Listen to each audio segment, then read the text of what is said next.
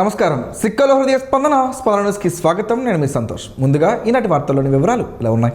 రాష్ట్ర ఆర్థిక పరిస్థితి దృష్ట్యా రాష్ట్ర రాజధాని నిర్మాణం ఎన్నాళ్లలో పూర్తవుతుందో ఏపీ శాసనసభ మాజీ స్పీకర్ తమ్మినేని సీతారాం పాలపక్ష నాయకులకు ప్రశ్నించారు. ఈ మేరకు బుధవారం నగరంలోని స్థానిక ప్రైవేట్ ఫంక్షన్ హాల్లో నిర్వహించిన మీడియా సమావేశంలో పార్టీ నాయకులతో కలిసి ఆయన మాట్లాడారు. అన్ని ప్రాంతాలను అభివృద్ధి చేయాల్సిన అవసరం ఉన్న ప్రస్తుత తరుణంలో ఒక్క రాజధాని కోసం 2 లక్షల కోట్ల ఖర్చు అంటే ఎలా అని ప్రశ్నించారు. గతంలో తాత్కాలిక అసెంబ్లీ భవనాల పేరిట వేల కోట్లు ఖర్చు చేశారని గుర్తు చేశారు. ఇప్పుడు మళ్ళీ 2 లక్షల కోట్లు అంటున్నారని, ఎన్నాళ్ళలో నిర్మాణం పూర్తి చేస్తారో చెప్పలేదని, ఈ 3 ఏళ్లలో పూర్తి అవ్వకుంటే మళ్ళీ నిర్మాణానికి సంబంధించి ఖర్చులు పెరుగుతాయని, ఇదంతా రాష్ట్రానికి తలకు మించిన ఆర్థిక భారం అని చెప్పారు. ఈ పరిస్థితుల్లో ఆంధ్రప్రదేశ్ మాజీ ముఖ్యమంత్రి ప్రతిపక్ష నేత వైఎస్ జగన్మోహన్ రెడ్డి ప్రతిపాదించిన మావిగన్ ప్రతిపాదనతో రాష్ట్ర అభివృద్ధి తథ్యం అని చెప్పారు. సమావేశంలో పార్టీ నాయకులు, కార్యకర్తలు పాల్గొన్నారు. ఆయన ఏం చెప్తాడో తెలియదు, ఏం చేస్తున్నాడో తెలియదు. ఇలాంటి పరిస్థితుల్లో, డోలాయమాన స్థితిలో ఉన్నటువంటి మీరు దీన్ని ఏ విధంగా పూర్తి చేస్తారో మీకేమైనా అవగాహన ఉందా?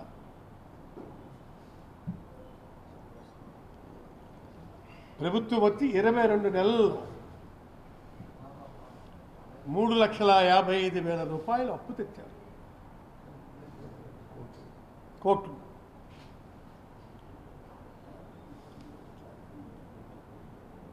రాజధాని నిర్మాణం ఆచరణ సాధ్యమా?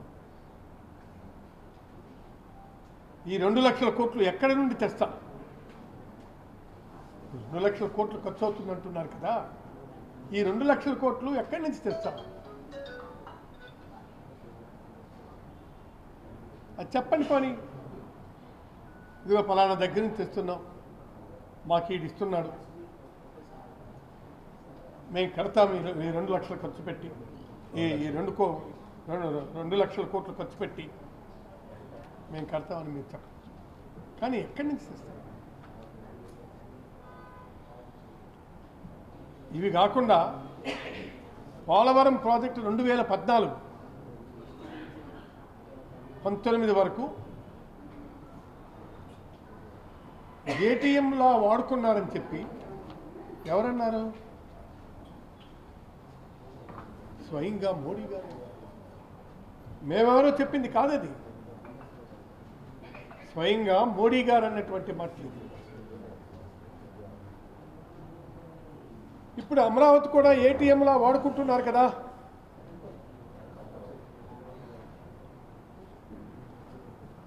పోలవరం జరుగుతుంది, ఇప్పుడు అమరావతి కూడా ఒకవైపు జరుగుతుంది. అమరావతికి మేము వ్యతిరేకం కాదండి, దయచేసి మీరు అర్థం చేసుకోవాలి. Are not against for Amaravati. కాకపోతే మీరు సాధ్యం కానటువంటిది అమలు చేస్తామని చెప్తున్నారే, దానికి వ్యతిరేకం. అందుకే మేము ప్లాన్ బి పెట్టాం. మీరు ఇది అమలు చేయలేరు కాబట్టి ఈ ప్లాన్ బిని మీరు ఒకసారి పరిశీలించండి అని చెప్పి మేము పెట్టాం. మీరు ప్లాన్ బి అమలు చేయమంటున్నామంటే because you are the executing agency. Government itself is an executing agency.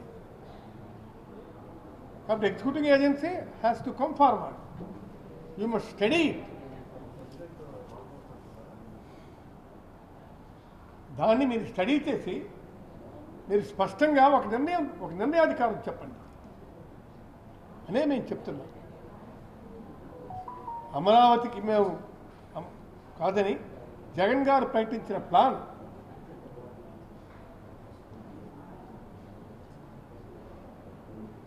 B Machilipatnam, Vijayawada, గుంటూరుల మధ్య 110 కిలోమీటర్ల కారిడార్, 110 కిలోమీటర్ల కారిడార్ని మావిగాన్ రాజధానిగా ప్రకటించండి అని చెప్తున్నారు.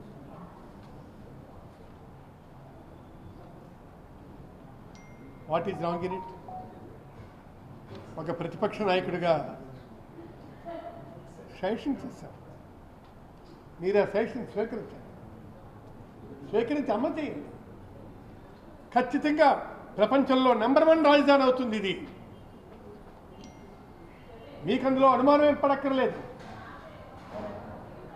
అది #1 రాజధాని.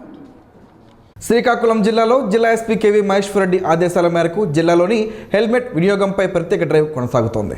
ఈ కార్యక్రమంలో భాగంగా పోలాకి పోలీస్ స్టేషన్ పరిధిలోని ఈదులవలస జంక్షన్ వద్ద సబ్ ఇన్స్పెక్టర్ రంజిత్ కుమార్ ఆధ్వర్యంలో అవగాహన కార్యక్రమం నిర్వహించారు. ఈ సందర్భంగా ద్విచక్ర వాహనదారులకు డ్రైవర్తో పాటు వెనుక కూర్చునే వారు కూడా తప్పనిసరిగా హెల్మెట్ ధరించాలని సూచించారు.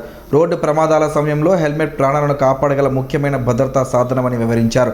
అలాగే వాహనదారుల చేత హెల్మెట్ వినియోగంపై ప్రతిజ్ఞ చేయించగా హెల్మెట్ లేకుండా ప్రయాణించే వారిపై చట్టపరమైన చర్యలు తీసుకుని జరిమానాలు విధిస్తామని హెచ్చరించారు. ప్రజలు రోడ్డు భద్రతా నియమాలను తప్పనిసరిగా పాటించాలని కోరారు. ఏప్రిల్ నెలలో ఎండలు తీవ్రంగా మండుతున్న నేపథ్యంలో ప్రజలు ఇబ్బందులు ఎదుర్కొంటున్నారు. ఇటీవల కురిసిన వర్షం తాత్కాలిక చల్లదనాన్ని ఇచ్చి మళ్లీ ఎండలు పెరిగాయి. ఈ పరిస్థితుల్లో సత్యసాయి సేవా సంస్థలు, న్యూ కాలనీ, సాయి మందిరం, సాయి భక్తులు బాటసారుల దాహార్తిని తీర్చేందుకు ఉచితంగా మజ్జిగ పంపిణీ చేస్తున్నారు. ప్రతి ఏడాది నిర్వహించే ఈ సేవా కార్యక్రమం కొనసాగుతుంది. అదేవిధంగా మానవతా స్వచ్ఛంద సేవా సంస్థ స్థానిక 7 రోడ్ల కూడలి వద్ద చలివేంద్రాన్ని ఏర్పాటు చేసి ప్రజలకు త్రాగునీరు అందిస్తుంది. అలాగే సత్యసాయి సమితి ఆధ్వర్యంలో బ్యాంకర్స్ కాలనీ, సాయి బృందావనం, సత్యసాయి మందిరం కన్వీనర్ ప్రసాదరావు ఆధ్వర్యంలో రామలక్ష్మణ జంక్షన్ వద్ద మజ్జిగ పంపిణీ కార్యక్రమాన్ని ప్రారంభించారు. ఈ కార్యక్రమానికి ముఖ్య అతిథిగా కమిషనర్ హనుమంతు కోర్మారావు హాజరై ప్రజలకు మజ్జిగ అందజేసి నిర్వాహకులను అభినందించారు. జిల్లా అధ్యక్షుడు సూర రామచంద్రరావు కూడా పాల్గొని సేవా కార్యక్రమాలను ప్రజలను సద్వినియోగం చేసుకోవాలని కోరారు. ఇక వేసవి తీవ్రత దృష్ట్యా చెరుకు రసాల బండ్లు కూడా ప్రతి జంక్షన్లో కనిపిస్తున్నాయి. ఎండవేడి నుంచి రక్షణ కోసం తలకు టోపీ ధరించడం, తరచూ నీరు తాగడం వంటి జాగ్రత్తలు పాటించాలని అధికారులు సూచిస్తున్నారు. అకాల వర్షాల వల్ల పంటలు నష్టపోయిన రైతులందరికీ తక్షణమే నష్టపరిహారం అందజేసి ఆదుకోవాలని సిపిఎం జిల్లా కార్యదర్శి డి గోవిందరావు, జిల్లా కార్యదర్శి వర్గ సభ్యులు పి తేజేశ్వరరావు డిమాండ్ చేశారు. బుడుమూరు గ్రామంలో ఇటీవల కురిసిన బీభత్సమైన వడగళ్ల వాన గంటకు సుమారు 90 కిలోమీటర్ల వేగంతో వీచిన గాలులతో పంటలు తీవ్రంగా దెబ్బతిన్న నేపథ్యంలో సిపిఎం సిఐటియు రైతు సంఘం బృందం బుధవారం క్షేత్రస్థాయిలో పరిశీలించింది. ఈ సందర్భంగా వారు మాట్లాడుతూ 100 ఎకరాల్లో మొక్కజొన్న, అరటి, నువ్వులు, మిరప పంటలు పూర్తిగా నేలపాలయ్యాయని తెలిపారు. రైతులు అప్పులు చేసి అధిక ధరలకు ఎరువులు కొనుగోలు చేసి ఎంతో శ్రమించి పండించిన పంట చేతికి వచ్చే సమయంలో ఈ విధంగా నష్టం జరగడం తీవ్రంగా బాధాకరమని ఆవేదన వ్యక్తం చేశారు. పెట్టిన పెట్టుబడులు కూడా రాని పరిస్థితి నెలకొందని పేర్కొన్నారు. జిల్లాకు చెందిన వ్యవసాయ శాఖ మంత్రి అచ్చెన్నాయుడు ఇప్పటి వరకు స్పందించకపోవడాన్ని విమర్శించిన వారు ఎకరాకు మొక్కజొన్నకు 50,000, అరటికి ₹1,00,000, మిరపకు ₹1,00,000, నువ్వులకు ₹5,000, వరి పంటకు ₹50,000 చొప్పున నష్టపరిహారం ఇవ్వాలని డిమాండ్ చేశారు. అలాగే ప్రభుత్వం వెంటనే క్షేత్రస్థాయిలో పర్యటించి పంట నష్టాన్ని నమోదు చేసి నివేదికను ప్రభుత్వానికి పంపి బాధిత రైతులకు పూర్తి స్థాయిలో నష్టపరిహారం అందించేలా చర్యలు తీసుకోవాలని కోరారు. ఈ పర్యటనలో సిఐటియు జిల్లా అధ్యక్షులు సిహెచ్ అమ్మనాయుడు, జిల్లా కార్యదర్శి ఎన్వి రమణ, ఆంధ్రప్రదేశ్ రైతు సంఘం జిల్లా అధ్యక్షులు పి చంద్రరావు, కౌలు రైతు సంఘం జిల్లా ప్రధాన కార్యదర్శి వెలమల రమణతో పాటు పలువురు రైతులు పాల్గొన్నారు. ఎన్టీఆర్ జిల్లా జగ్గయ్యపేటలో డ్రీమర్ స్విమ్మింగ్ అసోసియేషన్ ఆధ్వర్యంలో ఆంధ్రప్రదేశ్, తెలంగాణ రాష్ట్రాల డిఎస్ఏ మాస్టర్ స్విమ్మింగ్ ఛాంపియన్షిప్ ఈత పోటీలు ఘనంగా జరిగాయి. జగ్గయ్యపేట స్విమ్మింగ్ పూల్లో జరిగిన ఈ పోటీల్లో ఉభయ తెలుగు రాష్ట్రాల నుంచి సుమారు 210 మంది క్రీడాకారులు పాల్గొన్నారు. ఈ పోటీల్లో జిల్లాకు చెందిన సీనియర్ క్రీడాకారుడు, prohibition and excise constable Shaik Subhan తన డిపార్ట్మెంట్ తరపున తొలిసారిగా పాల్గొని అద్భుత ప్రతిభ కనబరిచారు. ఫ్రీ స్టైల్ 50 మీటర్లు, 200 మీటర్లలో గోల్డ్ మెడల్స్ సాధించగా బ్రెస్ట్ స్ట్రోక్ 25, 50 మీటర్లలో కూడా గోల్డ్ మెడల్స్ గెలుచుకుని ప్రతిభను చాటారు. ఈ సందర్భంగా రాష్ట్ర వైద్య ఆరోగ్య కుటుంబ సంక్షేమ శాఖ కార్యదర్శి సౌరభ్ గౌర్ మాట్లాడుతూ సుభాన్ 2012 నుంచే క్రమశిక్షణతో పనిచేస్తున్న వ్యక్తి అని, తాను శ్రీకాకుళం జిల్లా కలెక్టర్గా ఉన్న సమయంలో హుద్హుద్ తుఫాన్ సమయంలో నీటి ప్రమాదాల నివారణలో ఆయన అందించిన సేవలు గుర్తుండిపోయే విధంగా ఉన్నాయని తెలిపారు. భవిష్యత్తులో ప్రభుత్వం తరపున అన్ని విధాలుగా సహాయ సహకారాలు అందిస్తామని హామీ ఇచ్చారు. రాష్ట్ర వైద్య ఆరోగ్య శాఖ సంయుక్త కార్యదర్శి రోనకి గోపాలకృష్ణ సుభాన్ను అభినందించారు. అలాగే inspector general of police RK Ravikrishna మాట్లాడుతూ క్రీడాకారుడిగానే కాకుండా డిపార్ట్మెంట్కు గర్వకారణంగా నిలిచిన సుభాన్కు ఎల్లప్పుడూ మద్దతు ఉంటుందని, మరిన్ని పోటీల్లో పాల్గొనేందుకు పూర్తి సహకారం అందిస్తామని తెలిపారు. క్రమశిక్షణ, పట్టుదల ఉంటే ఉన్నత స్థాయికి చేరుకోవచ్చునని షేక్ సుభాన్ మరోసారి నిరూపించారు. జర్నలిస్టుల హక్కుల పరిరక్షణ కోసం Indian federation of working journalist రాష్ట్ర వ్యాప్తంగా కార్యక్రమాలు చేపడుతుందని రాష్ట్ర ఇన్ఛార్జ్ జాతీయ కమిటీ సభ్యుడు ఎన్ ఈశ్వరరావు తెలిపారు. శ్రీకాకుళం నగరంలోని ఏపీ ఎన్జిఓ హోంలో జరిగిన సమావేశంలో ఆయన మాట్లాడారు. జర్నలిస్టులపై పెరుగుతున్న దాడులు పత్రికా స్వేచ్ఛకు ముప్పుగా మారుతున్నాయని ఆయన ఆందోళన వ్యక్తం చేశారు. గౌరవ అతిథి శాసపు జోగినాయుడు మీడియా బలంగా ఉంటేనే ప్రజాస్వామ్యం బలపడుతుందని అన్నారు. సమావేశానికి అధ్యక్షత వహించిన ఎంవి మల్లేశ్వరరావు జర్నలిస్టులను ఐక్యంగా తీసుకురావాలని పిలుపునిచ్చారు. ఈ సందర్భంగా శ్రీకాకుళం జిల్లాకు తాత్కాలిక కమిటీని నియమించారు. ఈ సమావేశంలో Sirigiri Navachaitanya, Jayavardhan B, Babji, Budumuru, Chowdary Satyanarayana, Vishweshwara, P Srinivas, K Ramu, Dola Kranthi తదితరులు పాల్గొన్నారు. విశాఖపట్నం రేంజ్ ఐజీ గోపీనాథ్ జెట్టి అధ్యక్షతన గత 2 రోజులుగా జరుగుతున్న హెడ్ కానిస్టేబుల్ ఏఎస్ఐల ఎస్ఐ అర్హత పరీక్షలు నేటితో విజయవంతంగా ముగిశాయి. కైలాసగిరిలోని జిల్లా ఆర్మ్డ్ రిజర్వ్ పోలీస్ మైదానంలో నిర్వహించిన ఈ పరీక్షల్లో శ్రీకాకుళం, విజయనగరం, విశాఖపట్నం సిటీ, అనకాపల్లి జిల్లాలకు చెందిన అభ్యర్థులు తమ వృత్తిపరమైన నైపుణ్యాన్ని చాటుకున్నారు. మొదటి రోజు వ్రాత పరీక్షలు పూర్తి చేసుకున్న 45 మంది అభ్యర్థులకు నేడు అత్యంత కీలకమైన అవుట్డోర్ మరియు ప్రాక్టికల్ పరీక్ష నిర్వహించారు. పోలీస్ క్రమశిక్షణకు అద్దం పట్టే డ్రిల్ ప్రదర్శనతో పాటు వివిధ రకాల ఆయుధాలను అమర్చడం, వాటిని ప్రయోగించే విధానంపై అభ్యర్థుల సామర్థ్యాన్ని బోర్డు సభ్యులు పరిశీలించారు. ఒక నేరం జరిగినప్పుడు క్షేత్రస్థాయిలో సాక్ష్యాధారాలను ఎలా సేకరించాలి, వేలిముద్రలు మరియు పాదముద్రలను శాస్త్రీయంగా ఎలా భద్రపరచాలి అనే అంశాలపై ప్రత్యక్ష పరీక్ష నిర్వహించారు. ఐజీ గోపీనాథ్ జెట్టి బోర్డు సభ్యుల అభ్యర్థుల నిర్ణయాత్మక శక్తిని, చట్టాలపై అవగాహనను మౌఖిక పరీక్ష ద్వారా పరీక్షించారు. ఇందులో 3 నూతన చట్టాల నుండి ప్రశ్నలు అడిగారు. పరీక్షా ప్రక్రియను పర్యవేక్షించిన ఐజీ మాట్లాడుతూ, పోలీస్ శాఖలో పదోన్నతి అనేది కేవలం హోదా పెరగడం మాత్రమే కాదు, బాధ్యత పెరగడం, నూతన చట్టాల పట్ల అవగాహన కలిగి ఉండడం ప్రస్తుత కాలంలో అత్యవసరమని పేర్కొన్నారు. ఈ పరీక్షల్లో ప్రతిభ కనబరిచిన వారు త్వరలోనే ఎస్ఐ శిక్షణ నిమిత్తం ఎంపిక కానున్నారని బోర్డు సభ్యులు అనకాపల్లి జిల్లా ఎస్పీ తుహిన్ సిన్హా, 16వ battalion commandant M Arun Bose తెలిపారు. కేంద్ర పౌర విమానయాన శాఖ మంత్రి కింజరాపు రామ్మోహన్ నాయుడు మంగళవారం ముఖ్యమంత్రి నారా చంద్రబాబు నాయుడుతో భేటీ అయ్యారు. ఈ సందర్భంగా నేరేడి ప్రాజెక్టుకు సంబంధించిన గెజిట్ నోటిఫికేషన్ను ముఖ్యమంత్రికి అందజేసి వివరాలను వెల్లడించారు. ఈ భేటీలో శ్రీకాకుళం జిల్లాకు చెందిన ఎమ్మెల్యేలు కూడా పాల్గొన్నారు. కేంద్ర జల్ శక్తి మంత్రిత్వ శాఖ విడుదల చేసిన నేరేడి ప్రాజెక్ట్ గెజిట్ నోటిఫికేషన్ చారిత్రాత్మక ఘట్టమని రామ్మోహన్ నాయుడు పేర్కొన్నారు. దశాబ్దాలుగా ఈ ప్రాజెక్ట్ కోసం ఎదురుచూస్తున్న శ్రీకాకుళం ప్రజలకు, ముఖ్యంగా రైతులకు ఇది శుభవార్త అని అన్నారు. నోటిఫికేషన్ ప్రకారం వచ్చిన సవరణలు, మిగులు జలాల లెక్కలు, ప్రాజెక్ట్ నిర్మాణానికి తొలగిన అడ్డంకులపై ముఖ్యమంత్రికి వివరించినట్లు తెలిపారు.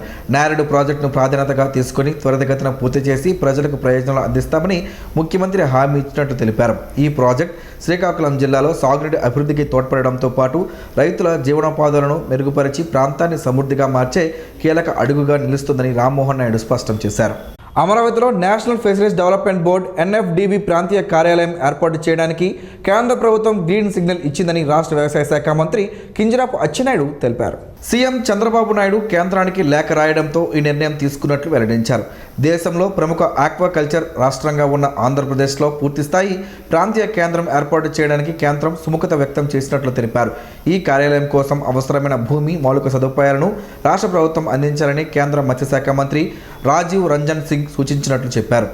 ఈ కేంద్రం ద్వారా మత్స్యకారులకు ఆధునిక సాంకేతిక పరిజ్ఞానం, నూతన సాగు పద్ధతులు, నాణ్యమైన విత్తనాలు, ఫీడ్ మేనేజ్మెంట్, వ్యాధి నియంత్రణపై శిక్షణలు అందుబాటులోకి రానున్నాయి. అలాగే ప్రభుత్వ పథకాలు, సబ్సిడీలు వేగవంతంగా చేరడంతో పాటు ప్రాసెసింగ్, నిల్వ, ఎగుమతుల రంగాల్లో మద్దతు లభిస్తుందని తెలిపారు. దీంతో మత్స్య ఉత్పత్తుల నాణ్యత మెరుగై మార్కెటింగ్ అవకాశాలు విస్తరించి గ్రామీణ ప్రాంతాల్లో ఉపాధి అవకాశాలు పెరుగుతాయని మంత్రి అచ్చెన్నాయుడు పేర్కొన్నారు. శ్రీకాకుళం నియోజకవర్గ అభివృద్ధిపై ముఖ్యమంత్రి నారా చంద్రబాబు నాయుడు ఆధ్వర్యంలో ఉండవల్లిలోని సీఎం క్యాంపు కార్యాలయంలో సమీక్షా సమావేశం జరిగింది. ఈ సమావేశంలో ఎమ్మెల్యే గుండు శంకర్ పాల్గొన్నారు. జిల్లా అభివృద్ధి కార్యక్రమాలు, మౌలిక సదుపాయాలు, ప్రజాసేవల మెరుగుదలపై విస్తృతంగా చర్చ జరిగింది. ఈ సందర్భంగా ఎమ్మెల్యే గుండు శంకర్ రహదారులు, త్రాగునీరు, విద్య, వైద్యం, వ్యవసాయం సంబంధిత సమస్యలను ముఖ్యమంత్రికి తెలిపారు. అభివృద్ధి పనులను వేగవంతం చేయాలని సీఎం సూచించగా ప్రభుత్వ పథకాలను సమర్థవంతంగా అమలు చేస్తామని ఎమ్మెల్యే తెలిపారు. అంపోలు డ్రైనేజీ అభివృద్ధి, వంశధార కాలువ పనులు, పీజీపేట మినీ జెట్టి నిర్మాణం, మొగదలపాడును రెవెన్యూ గ్రామంగా గుర్తింపు, శ్రీకాకుళం మండల విభజన, అనధికార గృహాల క్రమబద్ధీకరణ వంటి కీలక ప్రతిపాదనలు ప్రస్తావనకు వచ్చాయి. అలాగే డే అండ్ నైట్ నుంచి పాలకొండ రోడ్డు వరకు యూటిలిటీ షిఫ్టింగ్ పనులపై ఎమ్మెల్యే విజ్ఞప్తి చేయగా ముఖ్యమంత్రి సానుకూలంగా స్పందించి సంబంధిత అధికారులతో చర్చించి త్వరితగతిన నిధులు విడుదల చేస్తామని హామీ ఇచ్చారు. మీడియా సంస్థలపై దాడులు చేయడం ద్వారా వైసీపీ తన అరాచక స్వభావాన్ని బయటపెట్టిందని కేంద్ర పౌర విమానయాన శాఖ మంత్రి కింజరాపు రామ్మోహన్ నాయుడు అన్నారు. హైదరాబాద్లో ఏబిఎన్ ఆంధ్రజ్యోతి కార్యాలయంపై జరిగిన దాడిని ఆయన తీవ్రంగా ఖండించారు. ప్రశ్నలు అడిగితే దాడులు చేస్తారా అంటూ ప్రశ్నించిన ఆయన మీడియాపై వైసీపీ ప్రవర్తన అసహ్యకరంగా ఉందని విమర్శించారు. నిజాలు బయట పెడితే భౌతిక దాడులకు దిగడం వారి బలహీనతకు సంకేతమని అన్నారు. ఇప్పటికే వారి విధానాలు ప్రజలకు స్పష్టమయ్యాయని, ఇప్పుడు ఈ దాడులు పక్క రాష్ట్రాలకు విస్తరించడం దురదృష్టకరమని పేర్కొన్నారు. ఇలాంటి దాడులను ప్రతి ఒక్కరూ ఖండించాలని పిలుపునిచ్చిన రామ్మోహన్ నాయుడు బాధ్యులపై కఠిన చర్యలు తీసుకోవాలని డిమాండ్ చేశారు. సామాజిక విప్లవకారుడు మహాత్మా జ్యోతిబా పూలే 200వ జాతీయ వేడుకలను ఈ నెల 11వ తేదీన జిల్లా కేంద్రంలో అధికారికంగా నిర్వహించనున్నట్లు జిల్లా కలెక్టర్ స్వప్నిందర్ కర్పోన్కర్ తెలిపారు. శనివారం ఉదయం 10 గంటలకు నగరంలోని పొన్నాడ వంతెన సమీపంలోని పూలే పార్క్ వద్ద విగ్రహానికి పూలమాలలు వేసి ఘనంగా నివాళులర్పించనున్నట్లు వెల్లడించారు. ప్రభుత్వ ఆదేశాల మేరకు ఈసారి 200వ జయంతి వేడుకలను జిల్లా స్థాయిలో వైభవంగా నిర్వహించేందుకు ఏర్పాట్లు చేస్తున్నామని తెలిపారు. అధికారులు, ప్రజాప్రతినిధులు, ప్రజలు పెద్ద సంఖ్యలో పాల్గొని కార్యక్రమాన్ని విజయవంతం చేయాలని కలెక్టర్ కోరారు. జీడిపప్పుతో పలు ఆరోగ్య ప్రయోజనాలు ఉన్నాయని ఆరోగ్య నిపుణులు చెబుతున్నారు. ఆ వివరాలేంటో ఈరోజు ప్రసారమయ్యే ఆరోగ్యమే మహాభాగ్యంలో తెలుసుకుందాం.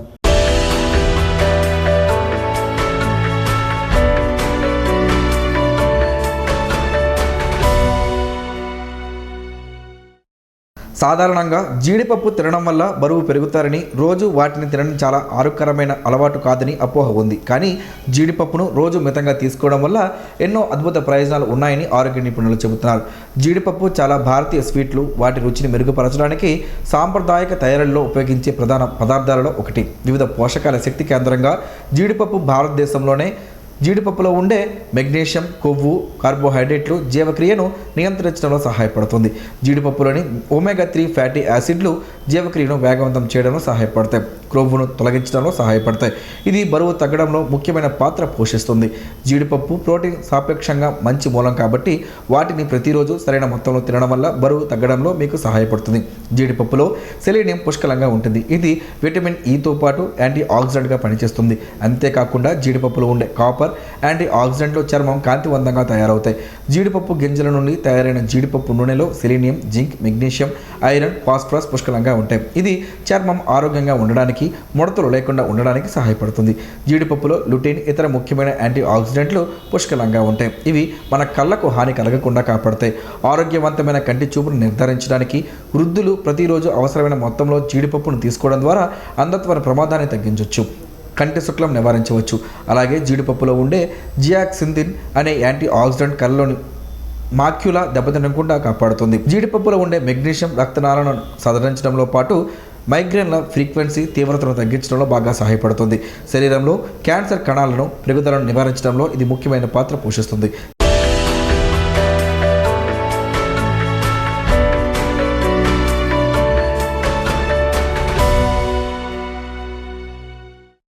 ఈరోజు వార్తల్లో ఒక మంచి మాటను విందాం, ఆచరిద్దాం. సమాజ శ్రేయస్సును కాంక్షించే మహనీయుల మాటల్లోంచి ఈరోజు జీవనం, గమనం, గమ్యం.